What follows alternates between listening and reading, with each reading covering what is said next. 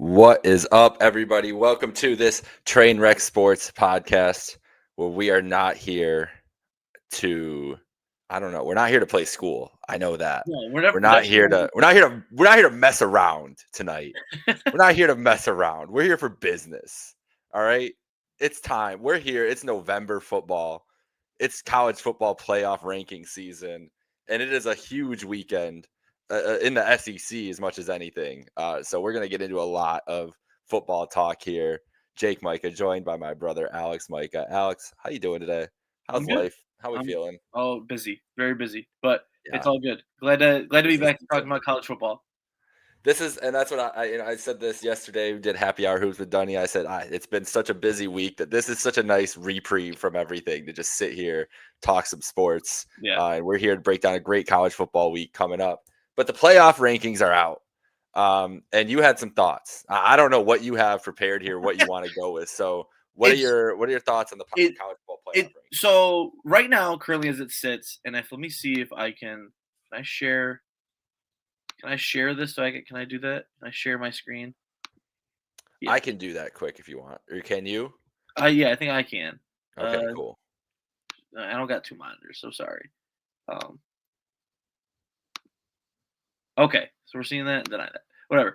All right. So here's the current college football playoff bracket as it sits from the rankings that we got on Tuesday, and then we're getting every Tuesday that started last week.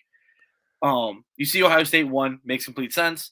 Indiana 2, A&M 3, Alabama 4, pretty chalk. That's just what the basis of the rankings are. They're not doing it the same way they did last year with the 12-team playoff, where it was when they had the first year of the 12-team playoff, where it was the 4 highest conference winners. They don't want to do that anymore.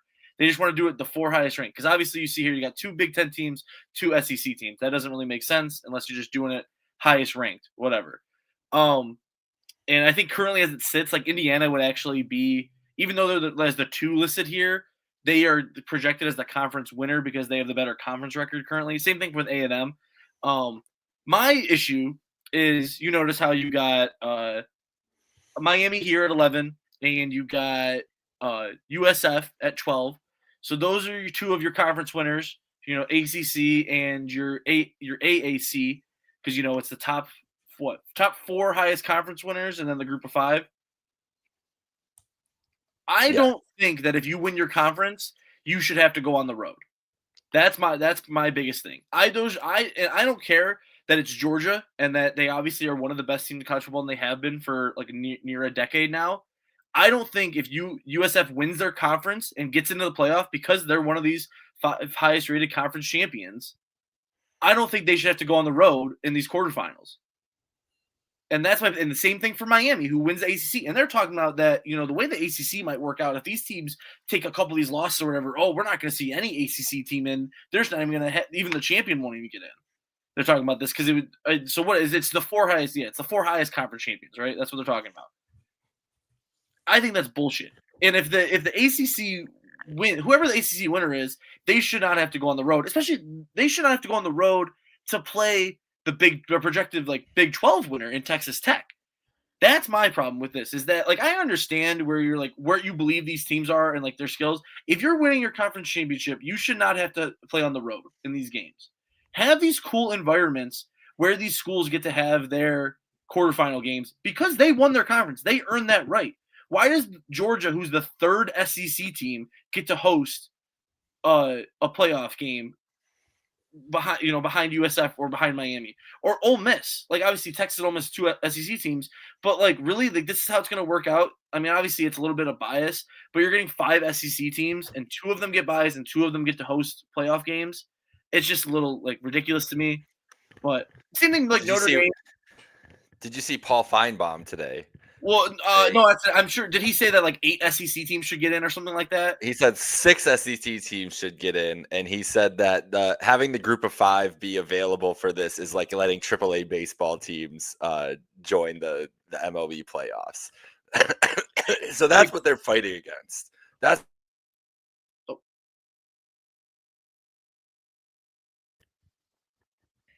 You know what I mean? Yeah, fuck Paul Feinbaum. First of all, that guy, he just sucks. He's such he shouldn't be allowed to talk about college football because he's just such an SEC show. He's on he has SEC a show now.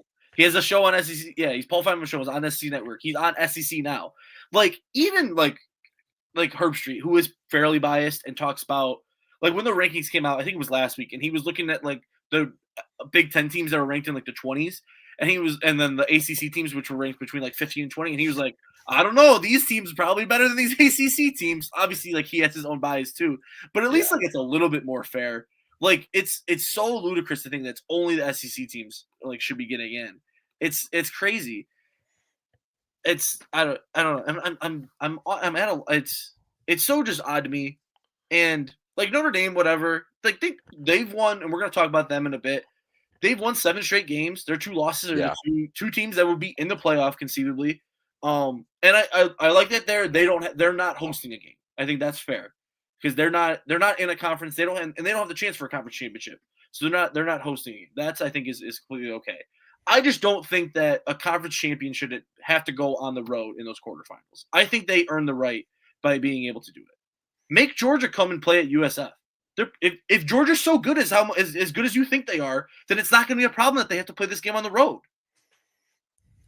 Yeah, that's my thing with it, and like Miami, that's I don't know. The way that draw should be too is that it probably should be, and honestly, this is more entertaining from just a pure like football fan perspective.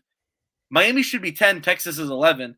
Have Texas go to Texas Tech and in Lubbock and have a playoff game in Lubbock between those two rivals, and then have Miami hosting Ole Miss. That's what that should be, realistically. So honestly, you have Miami at 7 is what I'm saying. Even though whatever ACC team on it comes out and wins, they are still the favorite, like the top end right now. Or Georgia Tech is like second to them, whatever it may be. But that's my view of the situation. Is just my little complaint about the playoff. And I was getting messed up about conference champions. It's the 5 highest conference champions, right? That's what it is. Yes. But they just are guaranteed a spot. They're not guaranteed the buys. Right, and that's because the buys are gone now unless you're the 4 highest ranked teams. What I was getting messed up was that the way the ACC might be out is they're talking about if there's a 3-loss ACC team that there could be an AAC, a Big 12, a Big 10, and an SEC, and like I guess hypothetically a Mountain West team ranked ahead of them. That's how they were saying the ACC might have no bids. Was because if the ACC champion kept on slipping, which is crazy. I don't know. Put all the conference champions in. We're going to get to a 16-team playoff at some point, right? Aren't they already talking about that? So it's just going to be all the conference champions. It'll just be 8 SEC teams and 8 Big Ten teams, and that's where we'll end up. No, 16-team playoff, all the conference champions are in. I like the way you think, but I don't know if we're going to be 10 conference champions, which is 1 SEC. Then you're going to get like 4 more SEC teams and 2 Big Ten.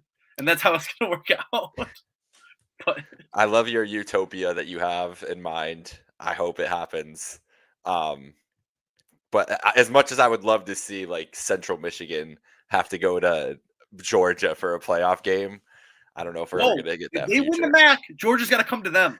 That's what that would be something. That would be. And also, how great would it be? Make these Southern schools have to. Guess what? You didn't win your conference. Come play in Ohio in December and see what fucking happens. That's what I want. That's what this beauty of this should be. Is these fucking Southern prissy ass schools who are just getting into the playoff for no fucking good reason.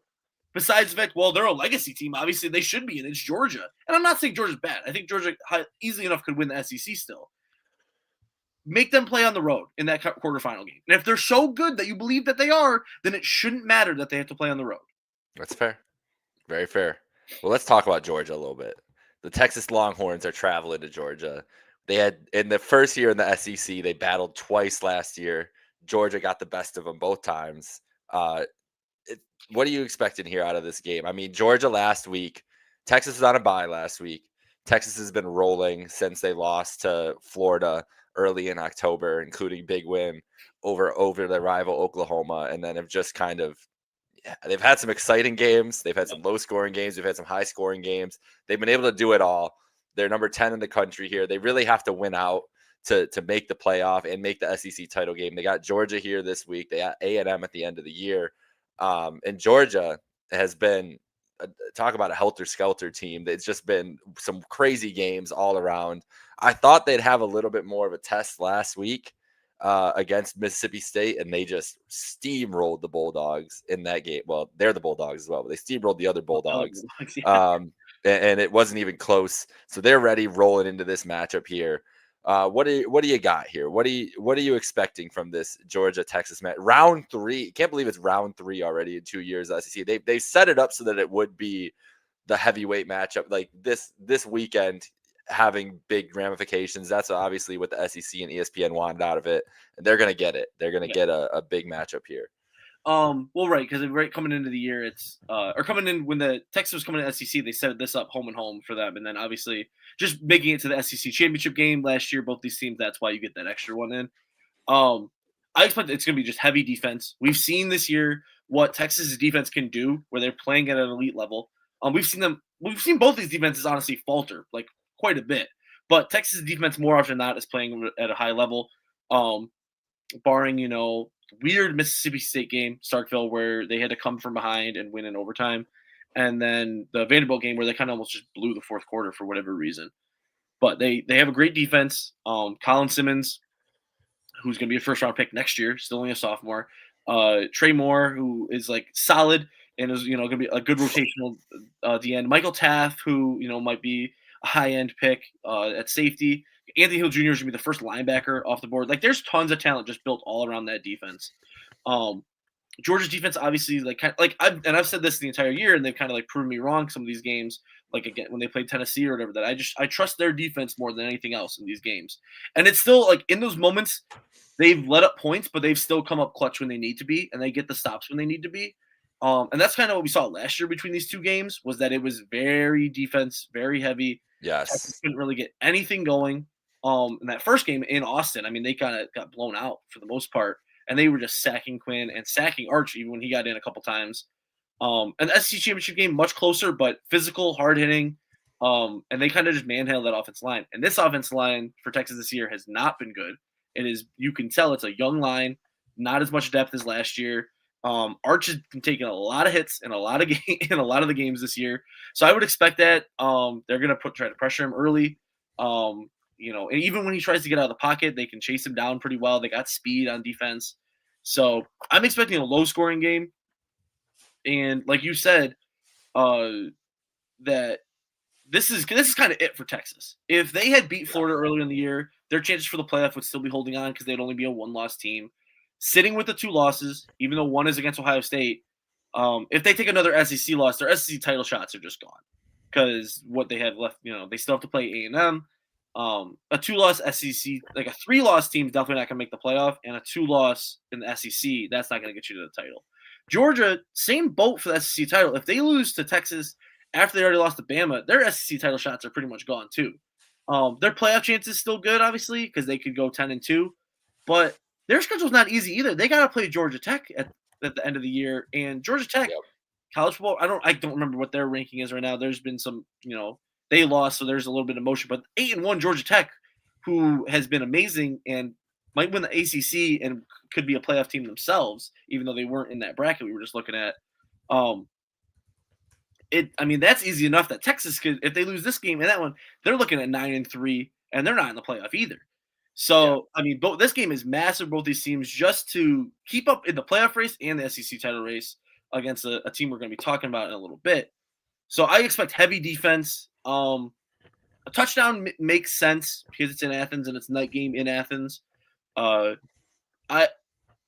hate picking against Texas, but I just think from these last games, this winning streak that they've been on, they rebounded against Oklahoma, but that's a rivalry, and that's like it's a different ballpark. Then you have the Mississippi State game, which is high scoring, have to come from behind. Arch plays well in that game, but still have to come behind.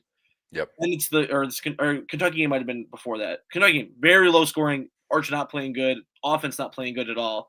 Has to go to overtime. And there was like a trial by fire for SEC. Like everything weird happens in Lexington. And then you have Vandy against a top 10 opponent, wins that game, but almost blows in the fourth quarter. Arch plays his best game as his college career, bar none in that game. But that's what I think you've just gotten is that you have he's not a freshman, but he's a redshirt freshman quarterback. Or redshirt sophomore quarterback, that's what you're getting. It's up and down every week. You don't know what you're going to get out of this offense. And with that being said, against the Kirby Smart defense and against a more established quarterback in Gunnar Stockton, who's been in these moments, had these playoff moments, had the SEC championship moments against Texas, and was able to come up big still. I think you got to go Georgia in low scoring, but at like 24-17. I would think. So they still cover too. I would, yeah, I was gonna say 20-17, but I'll say 24-17. Yeah, I tend to agree with you. It's hard to pick Texas on the road in this matchup, especially because we've seen them struggle offensively on the road in 2 matchups already this year. I mean, we know the thing is that the defense is outstanding, and I do think this will be a lower scoring game. And I think you're right; it'll be the first team to 20 points probably wins this game. But it's hard to pick against Georgia in this spot at home. The way Texas has looked all year. Now, Texas. That doesn't mean that I think Texas could beat A&M at the end of the year and play spoiler a little bit there too. I think that Texas is so good.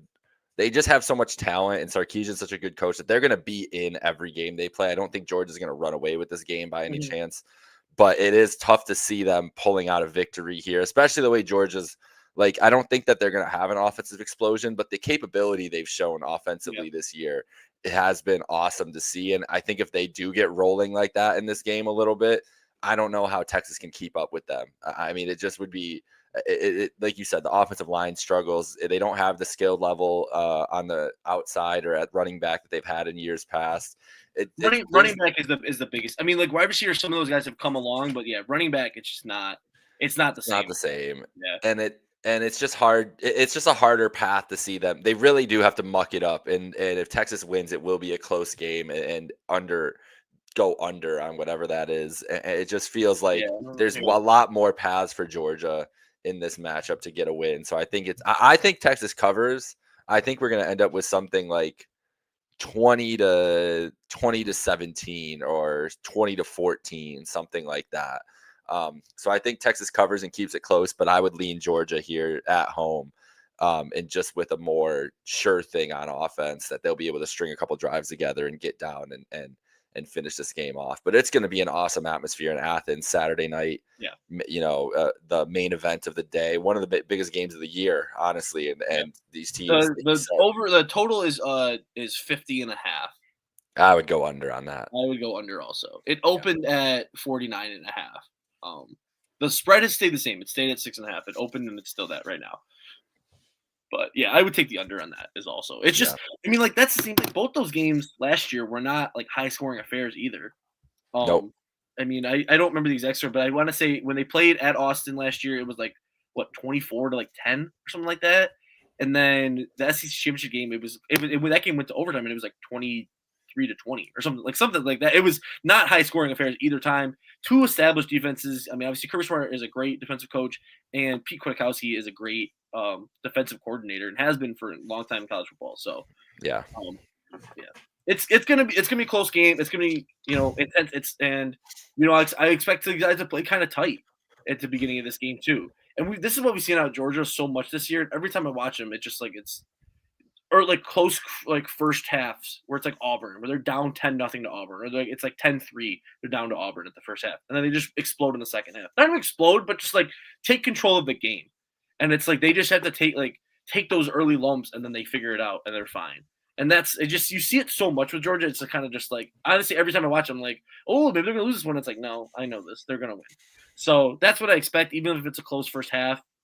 They're gonna do what they always kind of do, and just get that breath in the second half.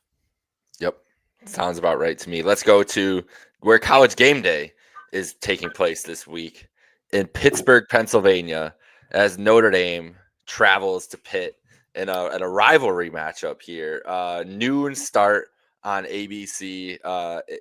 Interesting game here. Notre Dame firmly in the playoff picture. If they win out, they're going to be a playoff team. I'm sure there's people who have a lot of thoughts about that, but that's what's going to happen. Their only 2 losses are to Miami and A&M. Miami ranks below them with their 2 losses, even though I've just lost my train of thought. Sorry. Even they rank below them, even though with their 2 losses, even though with the win, Notre Dame's still firmly in there. Pitt, with a chance to win the ACC. And like you said earlier, who they need this win to stay in that playoff race, even if they do make the ACC title game with the Yeah. way the Yeah. college football playoff committee has been treating the ACC this year. So what are you thinking about this game? Yeah, I mean it's at 12.5 seems big. I know that Pitt has Pitt's 2 losses are to rival West Virginia, which was in overtime and it was at West Virginia, and then they lost to Louisville, excuse me, um, who is ranked ahead of them right now at 20 in the college football playoff, and it's 7-2. So like a good team, a good Louisville team that also beat Miami. So it's interesting to see. It's not. I honestly have not watched that much Pitt football this year. I'll be honest. I thought the quarterback was still Eli Holstein. He has been benched. And their winning ways these last 5 games they've won is because of Mark. I want to say his name correctly. Heintzschel, who's a true freshman and is playing really well. He's got 12 touchdown passes in these last 5 starts that he has. So it's interesting. Notre Dame really needs a win. If they get 3 losses, then their playoff chances are pretty much over. Because I feel like the community just won't, even if it's Notre Dame and that notoriety, because they, and you know how I feel like they should be in a conference. Because they don't have that conference championship and because they don't have that ability to feel like, hey, if you win your conference, you can get in. They need to kind of be not perfect, but close to. They need those double-digit wins because they need that extra opportunity. Pitt, same kind of thing. They're 7-2 right now, and if you win the ACC, then you're gonna get in. I mean, they're not gonna turn away a 11-2 ACC champion especially with a win over the number 9 team in the country. But they need that. They need this. This win doesn't matter at all for the ACC. It just matters for the playoff. If you're 8-2 and your games are Georgia Tech and Miami, obviously that's a tough road still. But it's the path is clear for you to get into the playoff. If you're 7-3, it's just done. It's kind of crazy how many of these games are just one more loss and you're done. You're out. And it's just because there's so many high end teams this year that are playing perfect through this part of the season. I mean, Ohio State, Indiana, and A&M. Bama has that 1 loss, but they've won 8 straight now. So I'm gonna go with Notre Dame in this game. I don't know if they'll do cover 12.5. They obviously have just an incredible running game with Jarian Price and Jeremiah Love, and those guys are just the best tandem in the country. And CJ Carr is everything you would have wanted out of this. He's redshirt freshman quarterback. And he plays at high level. He puts the ball where he needs to. He doesn't turn it over. That's what you want coming in this. And the defense figured it out after the beginning of year struggles where they lost so much talent to the draft. They settled in and they found their groove and they're playing like a really, really good football team. I don't think they're gonna win by double digits. I'll say 35-28. So I think they win by a touchdown, but I think Pitt is able to keep it close. I think so too, especially the energy of this game and in an early start, everything else. I think Notre Dame could start a little slow on the road here. There's going to be a packed house there at Acrisure Stadium, especially with game day there. It's going to be an electric atmosphere. Yeah. But this Notre Dame team is really damn good. I as much as I was making fun of them at the start of this, for being a for sure playoff team with their 2 losses, they were in both those games in those losses against really good teams the whole time, and they've looked the part of a playoff team all year long. They have the roster of it all. Like you said, Carr has been outstanding. Jeremiah Love is an electric running back, but he's going to be a top 15 pick probably in the NFL draft this year. Most likely, I would say, yeah.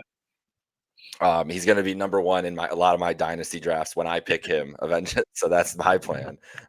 And it's a team that they know they can't slip up. And I think Marcus Freeman is one of the best coaches in the country. He's going to have them ready to go and know what's right in front of them here.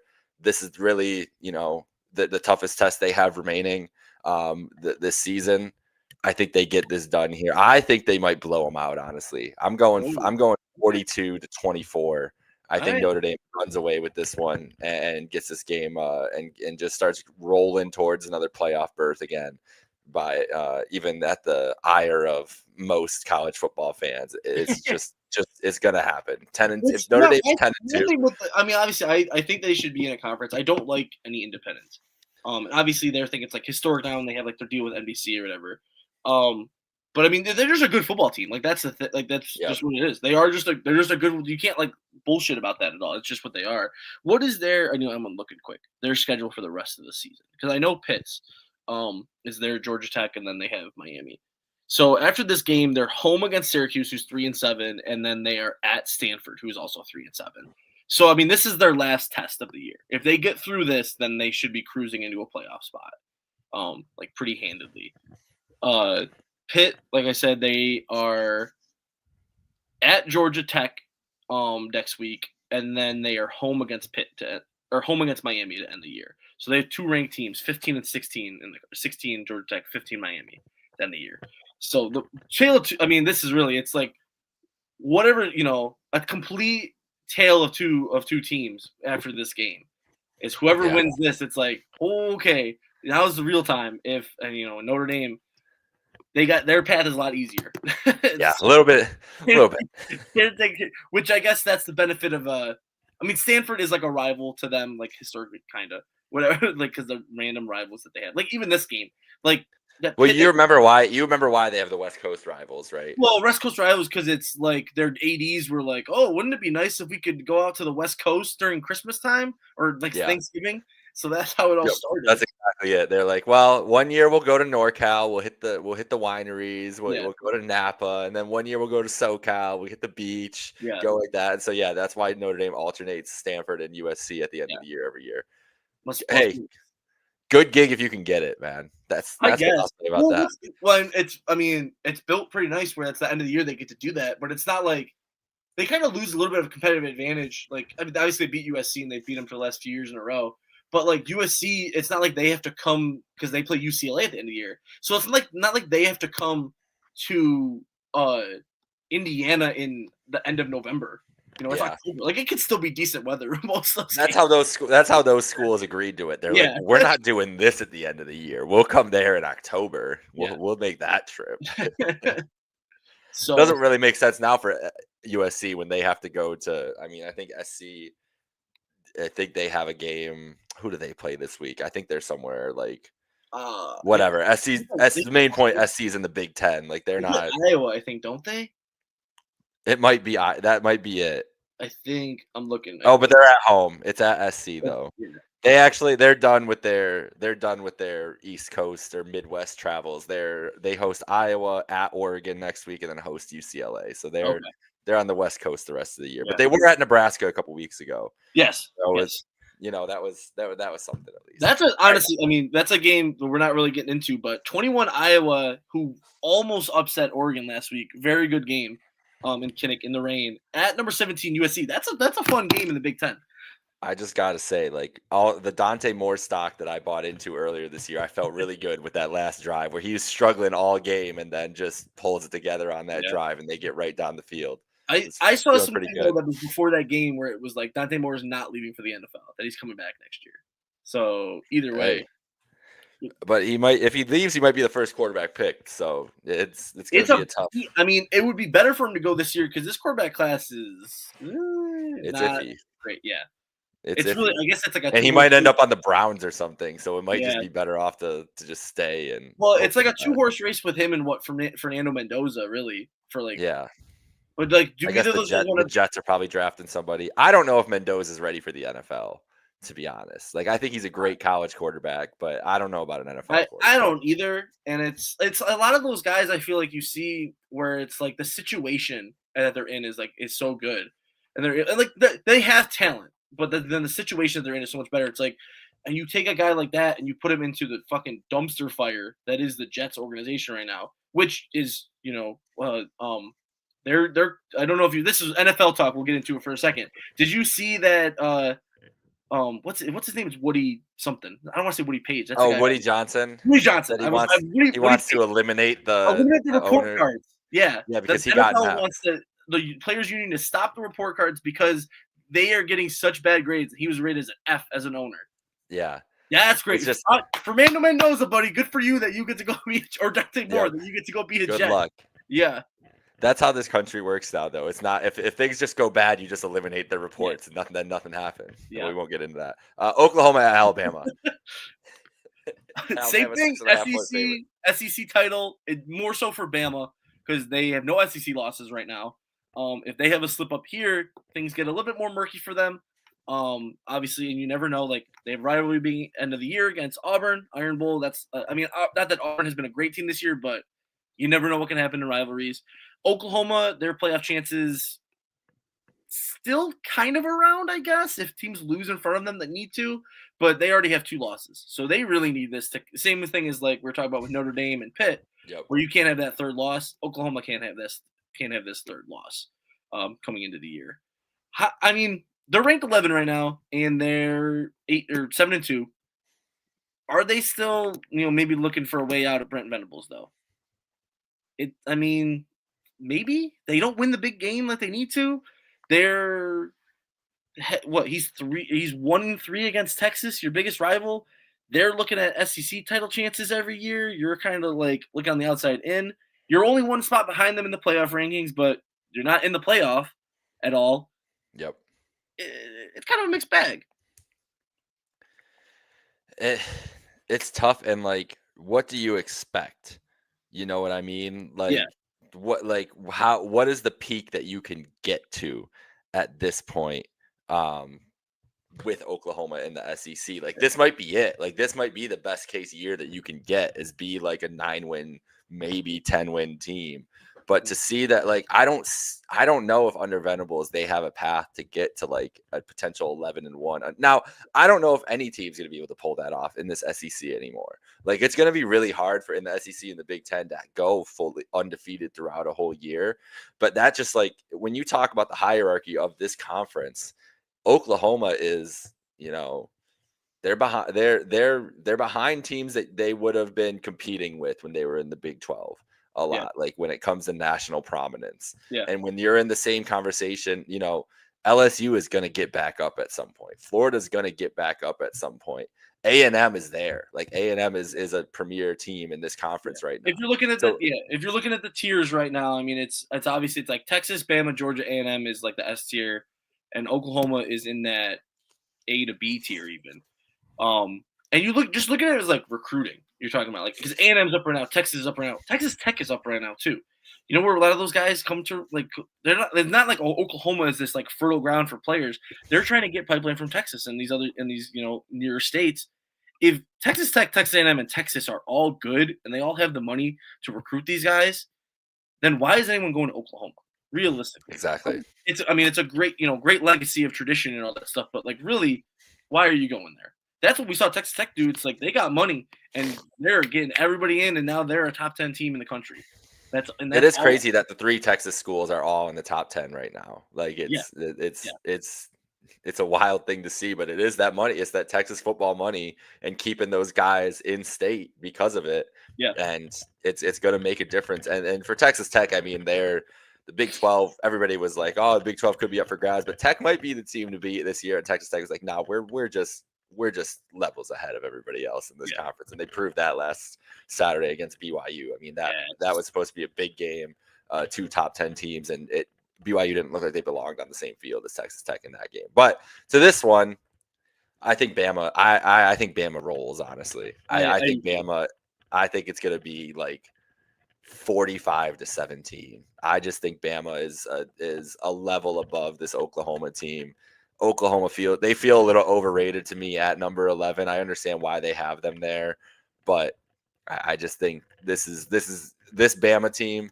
It's crazy that we're saying this about this Bama team, where the people after week 1 losing to Florida State, people were like, man, it's Kalen DeBoer. They just got to get rid of him. Is it over? Everything else. And Ty Simpson has been awesome this year. Yeah. They've turned it around. Kalen DeBoer is not going anywhere anytime soon.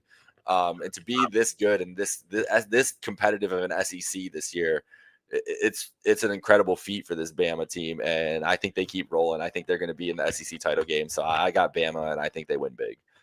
I agree with you. I just want to see, what are the Heisman odds right now? Is Ty Simpson up there, or is it Mendoza's number 1? That's what I want to see. We'll use FanDuel. Why not?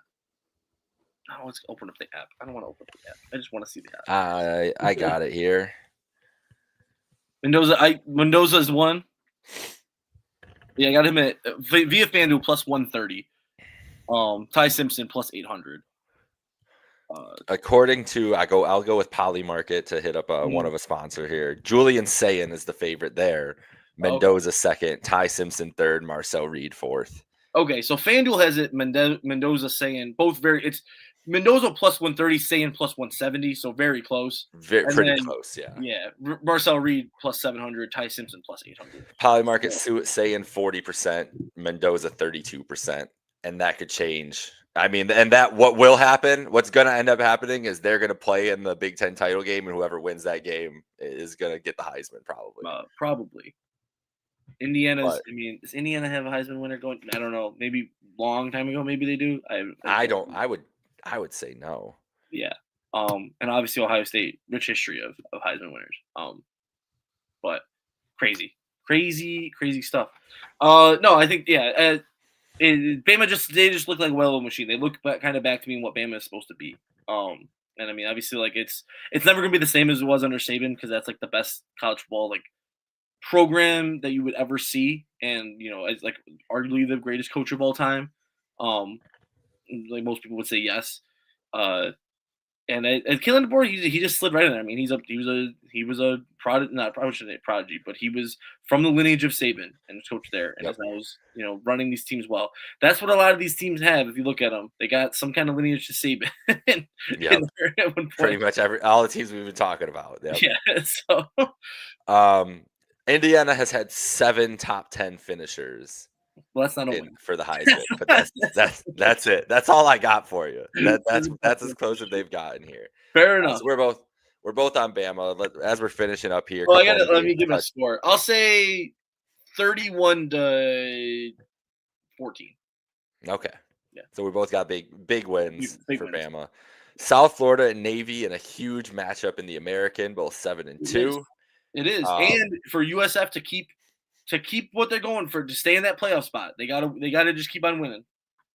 It's very true because right on their heel, if it wasn't USF in the American, I would guess the other team, if they get them in there, would be James Madison. If James Madison finishes 11-1 and wins out and wins, I mean, they would be the other team in a group of 5 conference. So interesting times there. Yeah, USF, everything in front of them right now.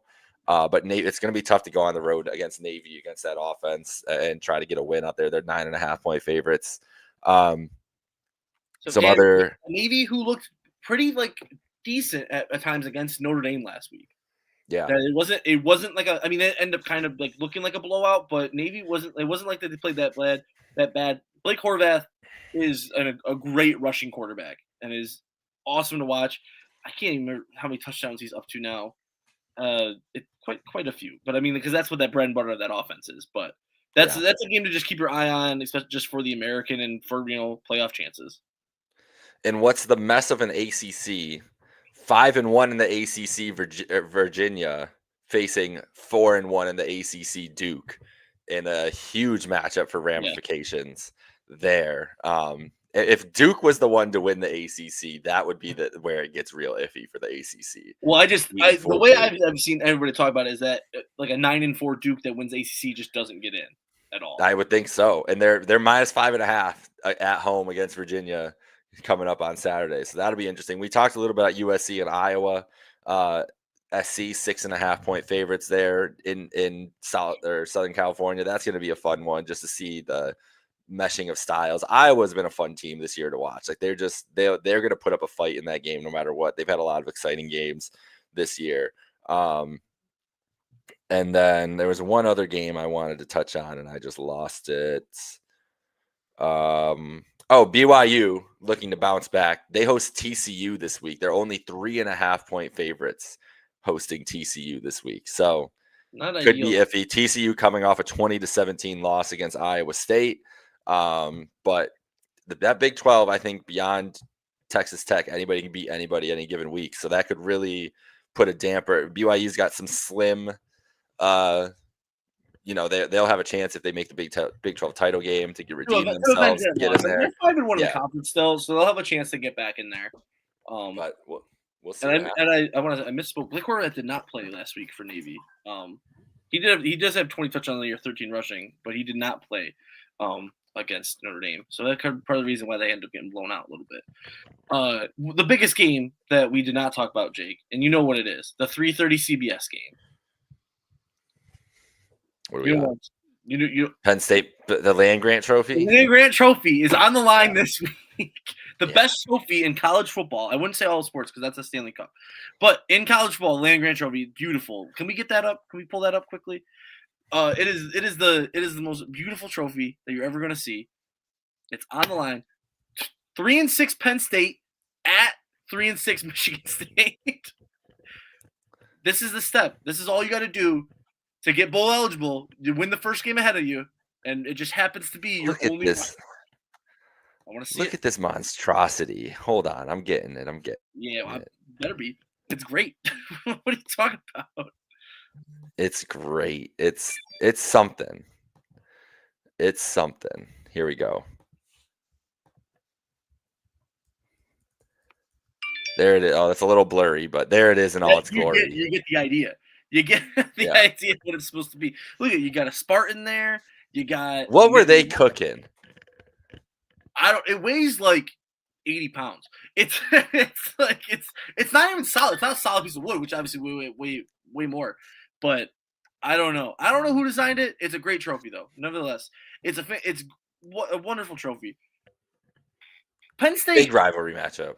It is big rivalry. The two land grant schools. It's dumb to me. I wish it was Penn State's protected rivalry in the Big Ten because they didn't get a protected rivalry, and it's this. I wish this is what it would be, but they didn't get to play last year.